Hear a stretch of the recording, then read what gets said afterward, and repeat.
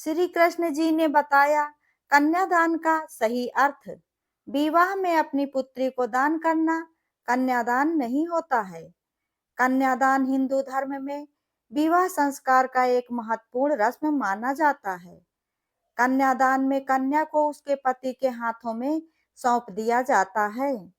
लेकिन क्या आप जानते हैं कि कन्यादान का असली अर्थ कन्या का दान करना बिल्कुल भी नहीं होता है, बल्कि भगवान श्री कृष्ण जी ने इसका अर्थ सही मायनों में समझाया है कि यह जरूरी है या नहीं। हिंदू धर्म में जब विवाह होता है तो उसमें हर रस्म के साथ एक रस्म ये भी निभाई जाती है, जिसमें माता पिता शादी करके अपनी बेटी को उसके पति को सौंपते हैं और विवाह कराने वाले पंडित जी दान से जुड़े वचनों को पढ़ते हैं। इस रस्म को कन्यादान कहते हैं।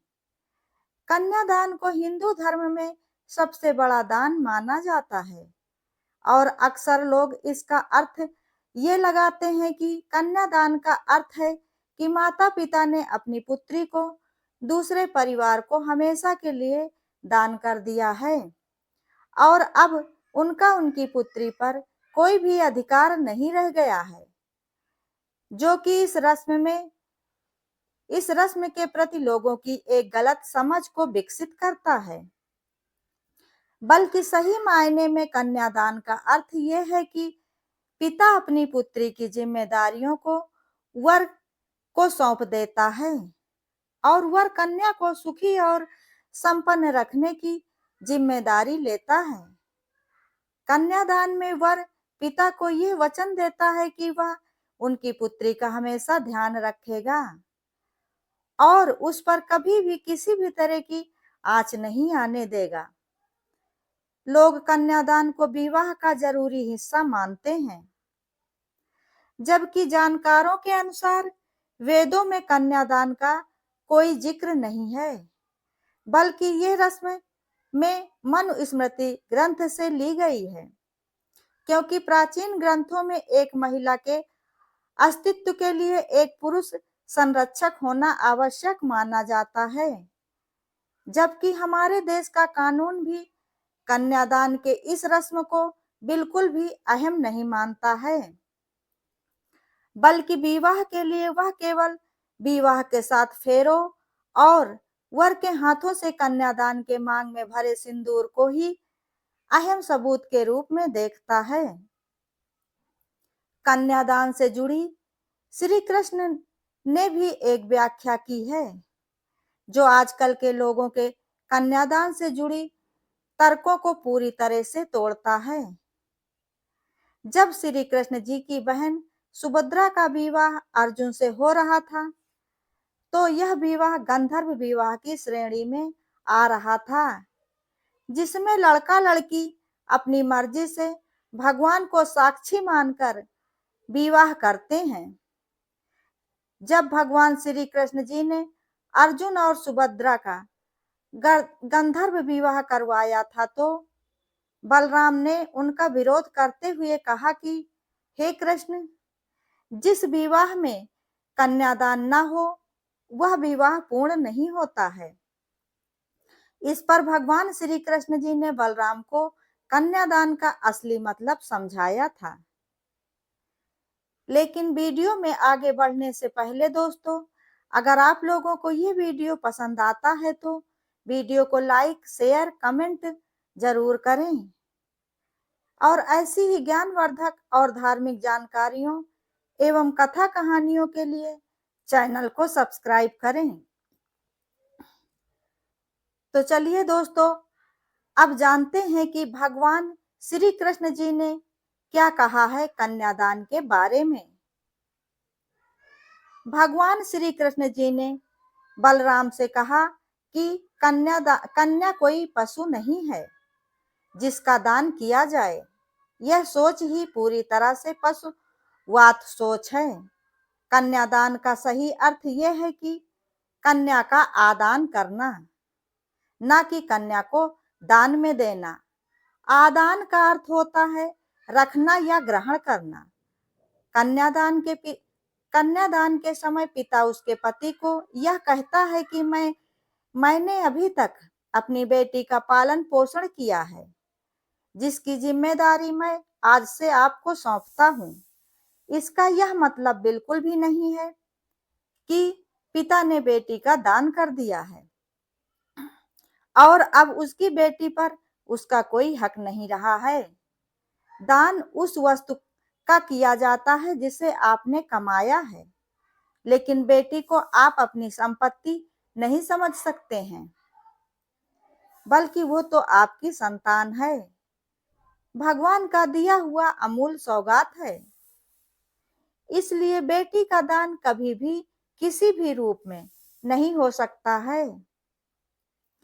पुत्री को महादान समझकर दान करने वाले पुण्य के बजाय पाप के भागीदार हो सकते हैं, क्योंकि उनका मन गलत अर्थों को समझकर पुत्री के साथ एक तरह से अन्याय कर रहा होता है। तो आइए जानते हैं कि कन्यादान की परंपरा कहाँ से शुरू हुई थी। पौराणिक कथाओं के अनुसार कन्यादान की परंपरा की प्रथम शुरुआत दक्ष प्रजापति द्वारा शुरू की गई थी।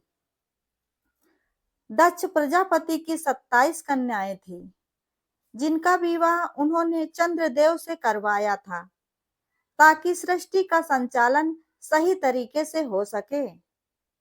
उन्होंने अपनी 27 कन्याओं को, जो कि 27 नक्षत्र भी मानी जाती हैं, चंद्रदेव को सौंपते हुए कन्यादान किया था।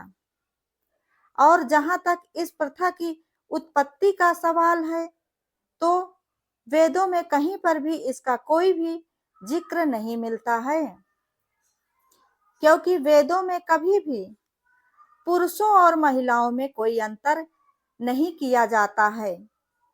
वेदों के समय में स्त्री और पुरुष दोनों को एक समान समझा जाता था। वेदों के समय में स्त्रियां स्वयंवर करती थी और अपने जीवन साथी का चुनाव वो स्वयं ही करती थी, ना कि उनके ऊपर किसी जीवन साथी को चुनने का किसी के द्वारा कोई दबाव होता था। जो शादियां समानता के आधार पर होती थी, फिर मनुस्मृति के समय से कन्यादान की प्रथा का आरंभ हुआ था और धीरे धीरे ये बहुत ही महत्वपूर्ण प्रथा बन गई है। ऐसा माना जाता है कि जब मनुस्मृति का आरंभ हुआ था, तब उसमें 8 तरह की शादियों का वर्णन किया गया है, जिनमें से एक सर्व प्रमुख ब्रह्म विवाह होता है। इस विवाह में लड़की का पिता अपनी कन्या के लिए एक सुयोग्य वर का चयन करता है और उसे कुछ स्वर्ण या पैसे देकर अपनी कन्या का दान उस पुरुष को करता है। मनुस्मृति के समय समाज में पुरुष प्रधान था और स्त्रियां पुरुषों पर निर्भर होती थीं। इसी वजह से यह नियम बना कि पिता किसी सुयोग्य वर का चयन करके अपनी कन्या का दान करेगा और इसी समय से शुरू हुई थी कन्यादान की प्रथा। कन्यादान का महत्व। कन्यादान की प्रथा को विशेष रूप से महत्वपूर्ण प्रथा मानी जाती है। ऐसा माना जाता है कि जब विवाह के दौरान कन्या का पिता विधि विधान के साथ कन्यादान की रस्म को निभाते हुए अपनी बेटी का हाथ वर को सौंपता है, तो बेटी के ससुराल और मायके के दोनों का ही भाग्य अच्छा बना रहता है। इसी वजह से कन्या के विवाह में यह रस्म महत्वपूर्ण और आवश्यक मानी जाने लगी है और इस दान को महादान के रूप में भी देखा जाने लगा है। कन्यादान को महादान क्यों कहा जाता है? विवाह के समय पर वर और वधू को भगवान विष्णु और माता लक्ष्मी का स्वरूप माना जाता है। ऐसे में लड़की का पिता अपने अपनी लक्ष्मी स्वरूपा पुत्री को वर पक्ष को सौंप देता है। इसी वजह से कन्यादान को महादान माना जाता है। माना जाता है कि यदि कोई भी व्यक्ति रुपए पैसे के स्वरूप में लक्ष्मी का दान करता है तो उसे दान की श्रेणी में गिना जाता है। इसी प्रकार से जब कोई पिता अपनी लक्ष्मी स्वरूपा बेटी का दान करता है तो उस समय वह महादान कर रहा होता है। इस वजह से कन्यादान को महादान भी कहा जाता है। कन्यादान कैसे किया जाता है? कन्यादान की प्रथा को अलग-अलग जगह पर अलग-अलग तरीके से निभाया जाता है। आमतौर पर इस प्रथा में वधू की हथेली को एक कलश के ऊपर रखा जाता है और फिर कन्या का पिता वर की हथेली पर अपनी बेटी का हाथ रखता है। उसके ऊपर बाद में फूल, गंगा जल और पान के पत्ते रखकर मंत्रों का उच्चारण किया जाता है और हल्दी से कन्या के हाथ उसके माता पिता पीले करते हैं और मंत्रों के उच्चारण के साथ माता पिता अपनी बेटी के उज्जवल भविष्य की कामना करते हैं और हमेशा खुशहाल जीवन की कामना करते हुए अपनी बेटी का हाथ वर के हाथ में देते हैं। इसे कहते हैं कन्यादान। लेकिन आज के समाज में भले ही कन्यादान कितना ही महत्वपूर्ण क्यों न हो, लेकिन एक पिता के लिए यह एक भावुक क्षण ही होता है, क्योंकि वह अपने कलेजे के टुकड़े को दूसरे के हाथों में सौंप देता है। लेकिन कन्यादान का मतलब आज भी यह बिल्कुल नहीं होना चाहिए कि कन्या के विवाह करने के बाद और कन्यादान करने के बाद मायके पक्ष से, उसके माँ-बाप से, भाई-बहन से कन्या का रिश्ता बिल्कुल भी खत्म नहीं होना चाहिए और होता भी नहीं है। क्योंकि अगर पति या ससुराल वाले कन्या को अच्छे से खुशहाल रखते हैं तो अच्छी बात है, लेकिन अगर वह किसी भी तरह से उसे परेशान करते हैं तो मायके वालों का हर तरह से अपनी बेटी पर अधिकार रहता है और वह उसके लिए सही फैसला ले सकते हैं। हमारा कानून भी इस बात को एग्री करता है।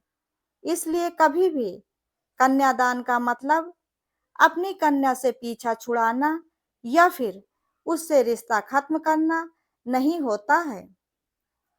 हर बेटी का अपने माँ-बाप से, अपने मायके से एक अटूट रिश्ता होता है, जो जीते जी कभी भी टूट नहीं सकता है। इसे तोड़ने का अधिकार भगवान ने किसी को भी नहीं दिया है, तो गलती से भी यह गलती करने की बात सोचना भी नहीं है।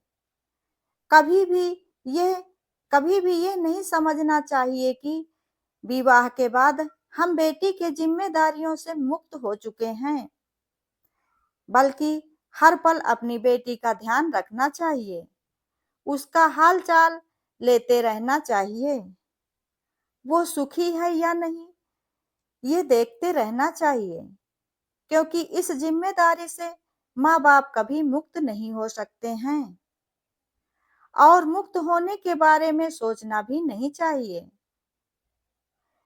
दोस्तों, वीडियो अंत तक देखने के लिए धन्यवाद।